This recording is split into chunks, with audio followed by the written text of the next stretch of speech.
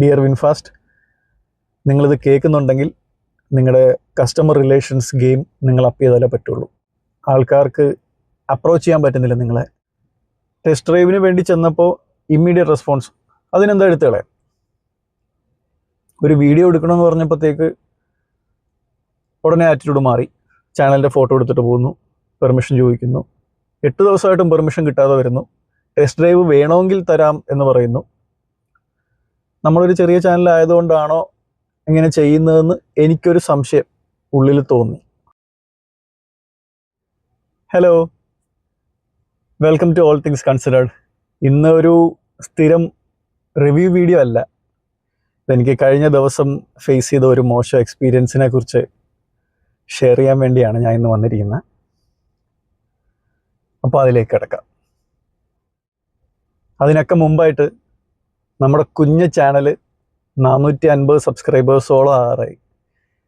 ഇത് എനിക്കറിയില്ല എങ്ങനെ നന്ദി പറയണം. പുറമെ നോക്കുന്നവർക്ക് 450 സബ്സ്ക്രൈബേഴ്സ് എന്നൊക്കെ പറയുന്നത് വലിയൊരു കണക്കൊന്നുമല്ല. പക്ഷേ എന്നെ സംബന്ധിച്ച് ഇതൊരു ഹോബി എന്നുള്ള രീതിക്ക് സ്റ്റാർട്ട് ചെയ്തത് എന്നെ സംബന്ധിച്ചത് വലിയൊരു കാര്യമാണ്. എത്ര നന്ദി പറഞ്ഞാലും എൻ്റെ വീഡിയോസ് കാണുന്ന നെഗറ്റീവും പോസിറ്റീവും കമൻസ് ഇടുന്ന എൻ്റെ സബ്സ്ക്രൈബേഴ്സിനോടും എൻ്റെ വ്യൂവേഴ്സിനോടും ഒരുപാട് താങ്ക് യു. അപ്പം നിങ്ങളിൽ ഒരാൾ നാളെ ഈ ഒരു പർട്ടിക്കുലർ സിനാരിയോയിൽ പോയി വീഴരുത് എന്ന പ്രത്യേകം ഒരു ആഗ്രഹം എനിക്കുള്ളത് കൊണ്ടാണ് ഞാൻ ഈ വീഡിയോ ഇന്നിരുന്നത്. അപ്പം നമ്മുടെ വീഡിയോ ഇതിനു മുമ്പ് കണ്ടിട്ടുള്ളവർക്കറിയാം, നമ്മുടെ വീട്ടിലെ ലോങ് ടേമറാണ്. അതായത് നമ്മുടെ വീട്ടിലെ ഏറ്റവും കൂടുതൽ ഓടിയ വാഹനമാണ് നെക്സോൺ EV Max. ഇപ്പം ഞാനിരിക്കുന്ന നമ്മുടെ വണ്ടി ഇപ്പം 85,000 കിലോമീറ്ററോളം ആറായി. അപ്പം നമുക്ക് വീട്ടിലൊരു അപ്ഗ്രേഡ് വേണം, ഒരു കുറച്ചുകൂടെ ഒരു വലിയ വണ്ടി വേണം എന്ന് ആഗ്രഹിക്കാൻ തുടങ്ങിയിട്ട് കുറച്ചധികം നാളായി. നമുക്ക് മാർക്കറ്റിൽ പല ഓപ്ഷൻസ് ഉണ്ട്. അതുകൊണ്ട് തന്നെ നമ്മൾ എല്ലാ ഓപ്ഷൻസും കൺസിഡർ ചെയ്തതിന് ശേഷം വേണം അതിൻ്റെ അപ്സ് ആൻഡ് ഡൗൺസും. ഈ ഫീച്ചേഴ്സ് മാത്രമല്ല നമ്മൾ നോക്കേണ്ടത്, നമുക്ക് പ്രാക്ടിക്കലായിട്ടുള്ള വണ്ടിയാണോ എന്നും കൂടെ നോക്കിയിട്ട് വേണമല്ലോ അതെടുക്കാൻ. അപ്പോൾ കുറച്ച് നാളായിട്ട് അതിൻ്റെ ഒരു ഹണ്ടിങ്ങിലായിരുന്നു. അപ്പം നെക്സോൺ കൊടുക്കുന്നില്ല. നെക്സോൺ നമ്മുടെ വീട്ടിൽ തന്നെ ഉണ്ടാവും. ഇവൻ നമുക്ക് ഒരുപാട് ഉപകരിച്ചിട്ടുള്ള വണ്ടിയാണ്, ഇവനെ നമുക്ക് കൊടുക്കാൻ തോന്നില്ല. അപ്പം ഞാൻ പറഞ്ഞു വന്ന്, എൻ്റെ ലിസ്റ്റിൽ മഹീന്ദ്ര ഉണ്ടായിരുന്നു, ടാറ്റ ഹാരിയർ ഉണ്ടായിരുന്നു, ലിസ്റ്റിലില്ല എന്നൊരു സാധനമായിരുന്നു മാരുതിയുടെ ഈ വിറ്റാര, അതിപ്പോൾ ലിസ്റ്റിലുണ്ട്. പിന്നെ ഇപ്പോൾ വിൻഫാസ്റ്റിൻ്റെ VF6 നെക്സോണിൽ നിന്നൊരു വലിയ അപ്ഗ്രേഡ് ഒന്നും വിളിക്കാൻ പറ്റില്ല. പക്ഷേ VF7 was A tempting option. നമ്മുടെ പല വീഡിയോയുടെയും കമൻസിലും വ്യൂവേഴ്സായിട്ടുള്ള ആൾക്കാർ വന്നിട്ട് കമൻസ് ഇടാൻ തുടങ്ങി, വിൻഫാസ്റ്റ് എങ്ങനെയുണ്ട്, അത് നോക്കിയായിരുന്നോ? അപ്പോഴാണ് സത്യം പറഞ്ഞാൽ ഞാനും ഓർത്തത്, അങ്ങനൊരു ഓപ്ഷനും ഈ ബഡ്ജറ്റിലുണ്ടല്ലോ.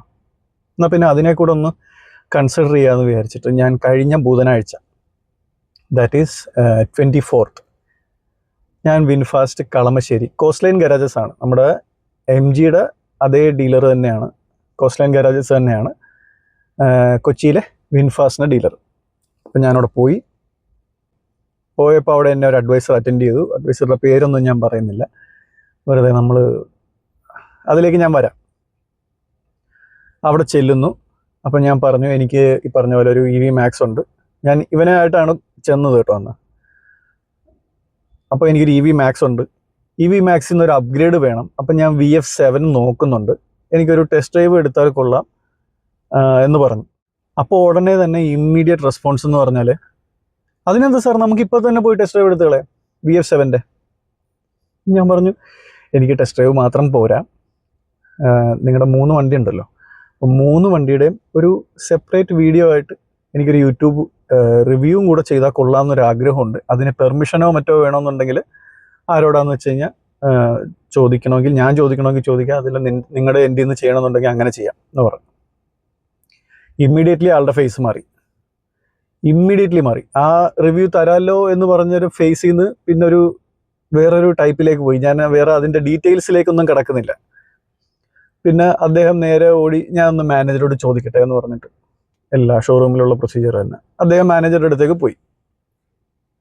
അകത്ത് ചെന്നു, എന്തോ സംസാരിച്ചു, തിരിച്ചിറങ്ങി വന്നു. ചാനലിൻ്റെ പേരെന്താണെന്ന് ചോദിച്ചു. ഞാൻ പറഞ്ഞു, ഞാനിപ്പോൾ തുടങ്ങിയതേ ഉള്ളൂ, ഒരു 1.5 മാസം ആകുന്നുള്ളൂ, കുഞ്ഞ ചാനലാണെന്ന് പറഞ്ഞു. അപ്പം അത് കുഴപ്പമില്ല സാർ, അത് ഒന്ന് കാണിക്കുമോ എന്ന് ചോദിച്ചു ചാനൽ. അപ്പം ഞാൻ ജസ്റ്റ് ഇങ്ങനെ ചാനലിൻ്റെ ഫോട്ടോ ഇങ്ങനെ എടുത്ത് കാണിച്ചു കൊടുത്തു. അപ്പം ഇതല്ല സാർ, നമുക്ക് അതായത് നമ്മുടെ ഈ ക്രിയേറ്റർ പേജ് ഇല്ലേ, സബ്സ്ക്രൈബേഴ്സിൻ്റെ ഒക്കെ എണ്ണം മേളിൽ എഴുതി കാണിക്കുന്ന സ്റ്റുഡിയോ പേജ്, യൂട്യൂബ് സ്റ്റുഡിയോയുടെ ആപ്പിൻ്റെ ഡാഷ്ബോർഡ് പേജ്, അത് കാണിച്ചു കൊടുക്കാൻ പറഞ്ഞു. ഞാൻ കാണിച്ചു കൊടുത്തു. പുള്ളിയുടെ ഫോണിൽ അതിൻ്റെ ഒരു ഫോട്ടോ എടുത്തു. നേരെ മാനേജറുടെ റൂമിൽ പോയിട്ട് തിരിച്ചു വന്നപ്പം തൊട്ടുള്ള കാര്യങ്ങളിലാണ് ഡെവലപ്മെൻറ്റ്സ്. അതായത് സാർ, നമുക്ക് വീഡിയോ എടുക്കാനുള്ള പെർമിഷൻ പാടാണ്, ഒരുപാട് പ്രൊസീജിയേഴ്സ് ഉണ്ട്, ഒരുപാട് ആൾക്കാരുടെ പെർമിഷൻ കിട്ടിയതിന് ശേഷം മാത്രമേ നമുക്ക് വീഡിയോ എടുക്കാനുള്ളൊരു പെർമിറ്റ് കിട്ടുള്ളൂ. ഞാൻ പറഞ്ഞു ഓക്കെ, ഇറ്റ്സ് ഫൈൻ, ഞാൻ വെയിറ്റ് ചെയ്യണമെങ്കിൽ വെയിറ്റ് ചെയ്യാം, അതല്ല ഞാനായിട്ട് ആരോടെങ്കിലും സംസാരിക്കണമെന്നുണ്ടെങ്കിൽ ചെയ്യാം. പുള്ളി പറഞ്ഞു ഇല്ല സാർ, നമുക്ക് അങ്ങനെ വീഡിയോ എടുക്കാനുള്ള പെർമിഷൻ കൊടുക്കുന്നില്ല, ഭയങ്കര പ്രയാസമാണ്. ഞാൻ പറഞ്ഞു എന്നാൽ ആയിക്കോട്ടെ. അപ്പോൾ എന്നോട് പറഞ്ഞു സാറ് ടെസ്റ്റ് ഡ്രൈവ് നോക്കുന്നുണ്ടോ? ഞാൻ പറഞ്ഞു ടെസ്റ്റ് ഡ്രൈവ് അവിടെ നിൽക്കട്ടെ, നിങ്ങൾക്ക് പെർമിഷൻ എപ്പോഴെങ്കിലും കിട്ടുമല്ലോ, പെർമിഷൻ കിട്ടുമ്പോൾ അതിൻ്റെ കൂടെ ഞാൻ ടെസ്റ്റ് ഡ്രൈവും കൂടെ എടുക്കാം. അതാകുമ്പോൾ എനിക്ക് രണ്ടും കൂടെ ഒരു ദിവസം എടുക്കാമല്ലോ, ഇല്ലേ 2 തവണയായിട്ട് ഞാൻ പോയി വരേണ്ടി വരും. അപ്പോൾ പുള്ളി പറഞ്ഞു ഓക്കെ, ഞാൻ പെർമിഷൻ കിട്ടുമ്പം അറിയിക്കാമെന്ന് പറഞ്ഞു.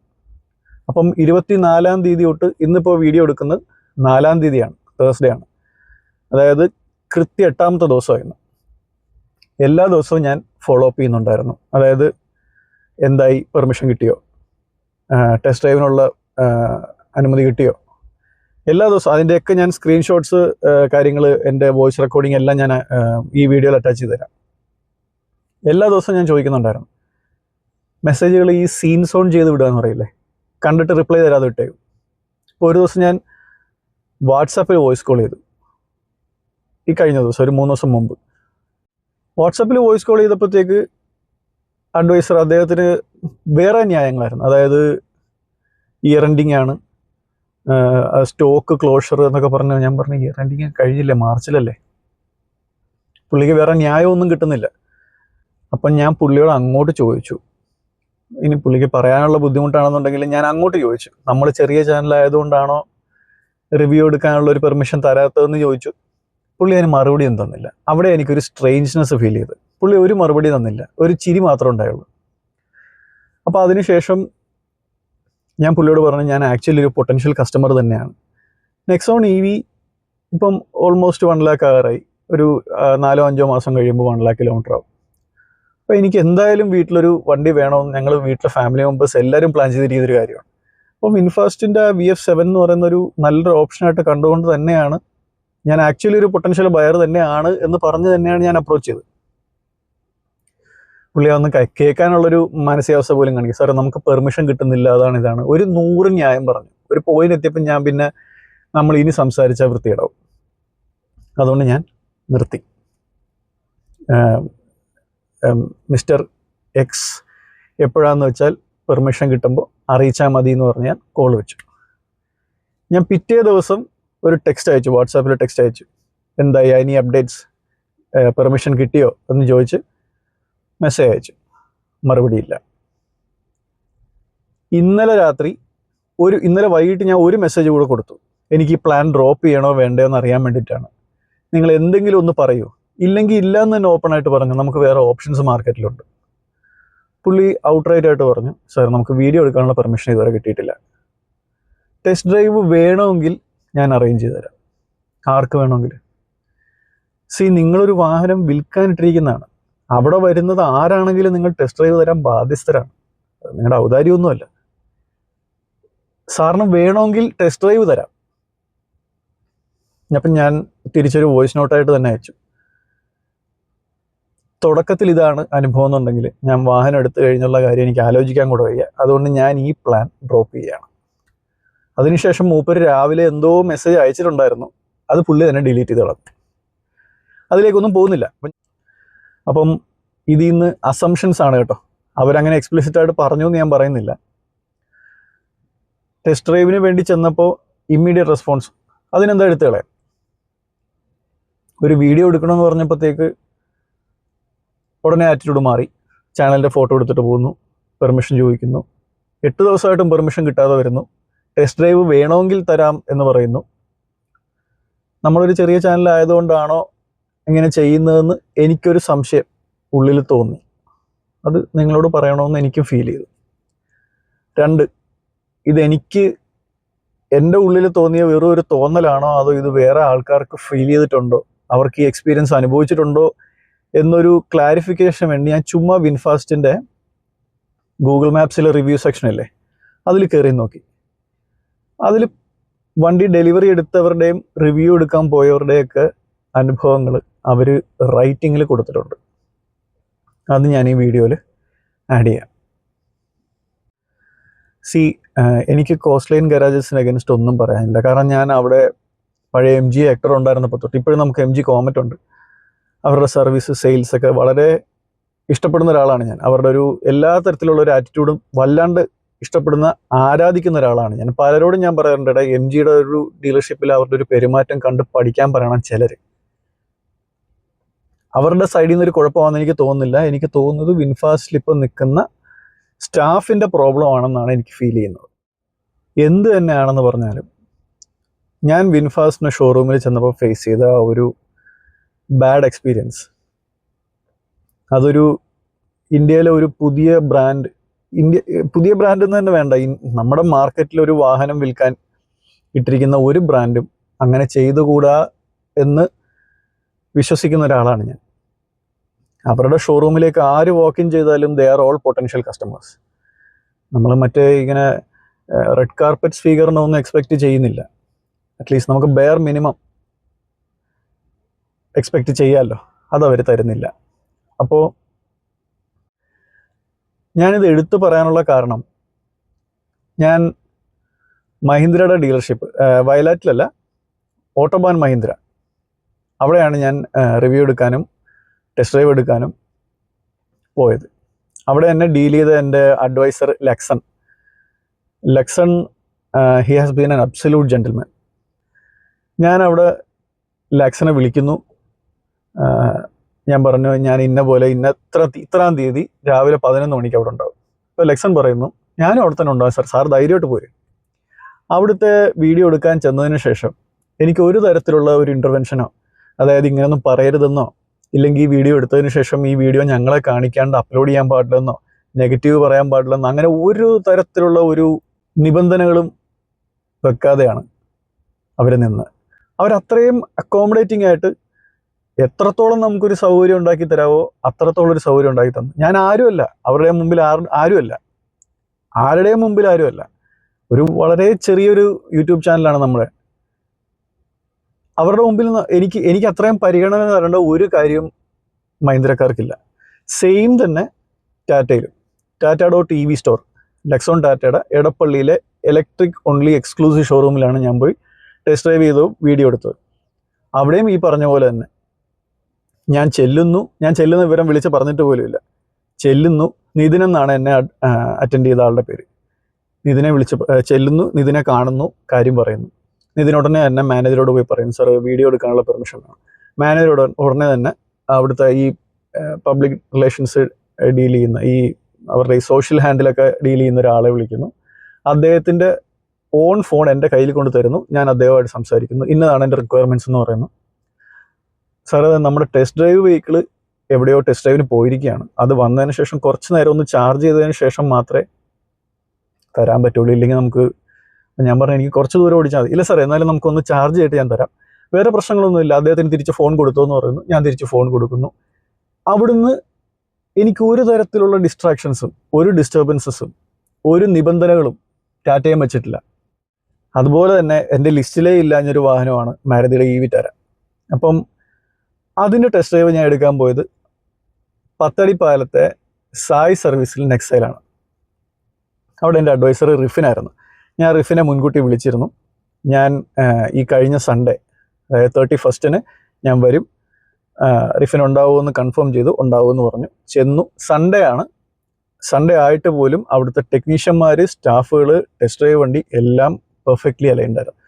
ഒരു തരത്തിലുള്ള ഒരു നിബന്ധനകളും ഡിസ്ട്രാക്ഷൻസും വരുത്തിയിട്ടില്ല. അന്നാണ് എനിക്കൊരു, ഇത്രയും നാൾ ഞാൻ അവഗണിച്ചിരുന്നൊരു, ഓണസ്റ്റായിട്ട് പറയുകയാണ്, ഇത്രയും നാൾ ഞാൻ അവഗണിച്ചിരുന്നൊരു ബ്രാൻഡാണ്. ഒബ്വിയസ് ആയിട്ടുള്ള, നമ്മൾ എല്ലായിടത്തും കാണുന്നതാണ്, സേഫ്റ്റിയുടെ കാര്യം കൊണ്ട് അങ്ങനെയാണ് ഇങ്ങനെയാണെന്നൊക്കെ പറയുന്നതുകൊണ്ട് ഞാൻ തന്നെ ഒരു വാല്യൂ കൊടുക്കാതെ വെച്ചിരുന്ന ഒരു ബ്രാൻഡാണ് മാരുതി സുസുക്കി. പക്ഷേ എൻ്റെ മനസ്സിലെ ആ ഒരു ഇമേജ് മാറ്റുന്ന ഒരു പെരുമാറ്റമായിരുന്നു അന്ന് സായി സർവീസിൻ്റെ ഷോറൂമിൽ നിന്ന് എനിക്ക് കിട്ടിയത്. റിഫിൻ വാസ് ആൻ അബ്സല്യൂട്ട് ജെന്റിൽമാൻ. അതായത് എനിക്ക് വീഡിയോ പുറത്തുനിന്ന് എടുത്തുകൊണ്ട് വണ്ടി അറ്റ് എ ടൈമിൽ ഓടിക്കാൻ പറ്റില്ല. അപ്പോൾ പുള്ളി പറയുകയാണ്, സാർ ഞാൻ ഓടിക്കാം, സാർ വീഡിയോ എടുത്തോളൂ, എങ്ങനെയാണ് വേണ്ടതെന്ന് വെച്ചാൽ പറഞ്ഞു. എന്നാൽ എനിക്കൊരു അരമണിക്കൂർ വിൻഡോ ഇട്ടിട്ടുള്ളൂ. വണ്ടി അന്ന് വേറെ ചോറ്റാനിക്കരയ്ക്കോ മറ്റോ ടെസ്റ്റ് ഡ്രൈവിന് പോകണം. പുള്ളി അതൊന്നും കാര്യമാക്കിയില്ല. എന്നെ വിളിച്ചുകൊണ്ട് കണ്ടെയ്നർ റോഡിൽ പോയിട്ട്, സാർ ഇഷ്ടമുള്ള പോലെ എടുത്തോ, എങ്ങനെയാണെന്ന് വെച്ച് ചെയ്തോ, പറഞ്ഞാൽ മതി, ഞാനുണ്ടെന്ന് പറഞ്ഞു.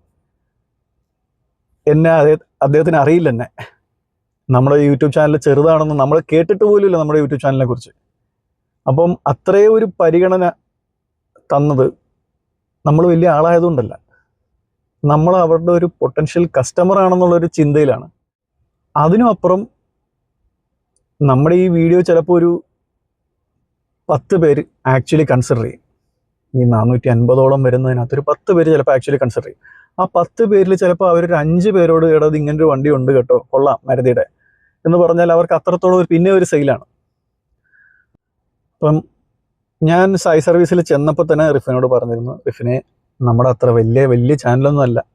അയ്യോ അതിനൊന്നും ഒരു കുഴപ്പമില്ല സാറേ, നമ്മുടെ വണ്ടി ഒരു 10 പേര് അധികം കാണുന്നെങ്കിൽ കണ്ടോട്ടെ, അതിലൊന്നും ഒരു കാര്യം വിചാരിക്കണ്ട, സാറ് നമ്മുടെ കസ്റ്റമറാണ്, അങ്ങനെ ഞാൻ കണ്ടിട്ടുള്ളൂ, അങ്ങനെ ഇവിടെ എല്ലാവരും കാണുള്ളൂ, അതിൽ സാർ അങ്ങനെ വേറെ ഒരു നെഗറ്റീവ് ആലോചിക്കണ്ട എന്ന് പറഞ്ഞിട്ട് എൻ്റെ കൂടെ കല്ല് പോലെ നിന്ന ആൾക്കാരാണ്.